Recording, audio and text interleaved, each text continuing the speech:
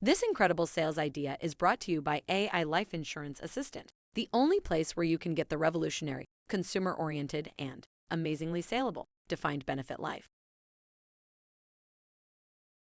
Hello, I'm Matt, an AI assistant, and I have a very important message for life insurance agents who have a book of old universal life policies. As you know, the downturn in interest rates has caused many policies to underperform their original projections. Many of these policies are in danger of lapsing, and if they lapse, the policy owner may not realize that more than the insurance, something else that's very valuable is also lost. What is it? It's the policy's cost basis. Letting a policy lapse and having its cost basis thrown away is like taking a match to one's savings. Clients don't understand this, and that's where there is an incredible new sales opportunity for you. Let's learn about the high cost of losing your cost basis. When he was 35, Steve purchased a universal life insurance policy with a premium of $2,600 annually. At the time of issue, interest rates were in the double-digit range. Steve paid premiums through age 64. Now, about to enter retirement, Steve's policy was projected to have cash value of $110,000, but its underperformance over a number of years has eroded the cash value down to just $1,800. Steve doesn't want to pay the large amount of money required to keep the policy viable, so he's decided to let it lapse. What he doesn't realize is that he'll be throwing away tens of thousands of dollars. As an insurance professional, you can't let him make a mistake that profound. Steve's cost basis is $78,000. If Steve does a 1035 transfer of the $1,800 cash value to an annuity, the annuity inherits the $78,000 cost basis. Talk about demonstrating your value. If Steve purchases an annuity, it will have the power to save him tens of thousands of dollars in income taxes. Steve likes the idea of receiving a big financial gain from his investment in his universal life policy. So he asks, how does it work? You explain that, under IRS rules, there is only one way for Steve to benefit. That is, the life insurance policy must be exchanged for an annuity under Internal Revenue Code Section 1035A. In speaking further with Steve, you learn that he has savings of $325,000 in money market funds. You explain that by repositioning some of that money into the annuity that his life policy is exchanged for, Steve can be ahead by tens of thousands of dollars. Steve likes the idea and agrees that $150,000 should be repositioned into a new FIA. If Steve keeps the annuity for quite a long time, and even if he has outstanding performance in it, the carryover cost basis will likely mean that he'll pay much less or even no income taxes on those gains. Adding the $1,800 from his life policy to his additional premium of $150,000 gives us a total premium for the new FIA of $151,800. Assume that over the next 10 years, the annuity roughly doubles in value, to if Steve withdraws his money, and if his combined tax bracket is 40%, his tax liability will look like this.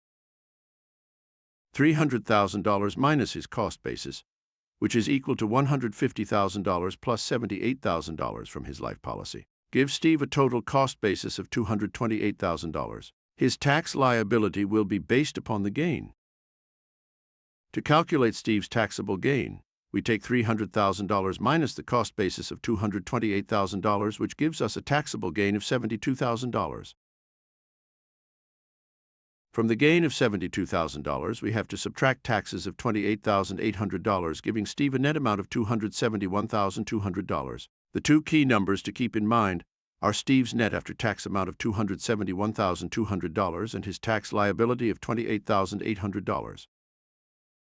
Now, let's see what happens if the exchange is not done. With no 1035, the cost basis would simply be $150,000. That would leave Steve with a taxable gain of $150,000. After subtracting taxes of $60,000, Steve would net $240,000. Now, recall I said that Steve has a $30,000 incentive to purchase an annuity. Let's see how. If Steve had allowed his life insurance policy to lapse, his loss in the life insurance policy is not deductible against his income. Valuable asset would truly have been thrown away. If we look at this same transaction without the impact of the carryover cost basis, we can see where incentive is created.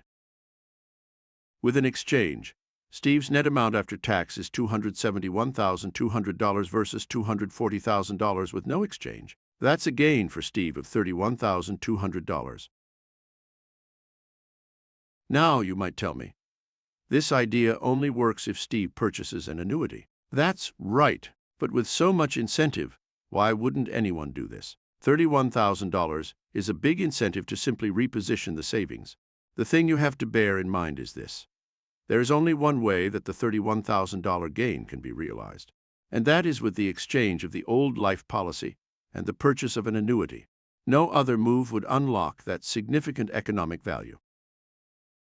And this is why I say that many people who own non-performing policies that are destined to lapse stand to gain tens of thousands, sometimes hundreds of thousands of dollars by using the 1035 exchange opportunity. And here's something else. If Steve had been concerned about immediate income, you might have recommended he purchase a single premium immediate annuity, and the effect of the carryover cost basis would very likely have meant that he'd have a 100% exclusion ratio.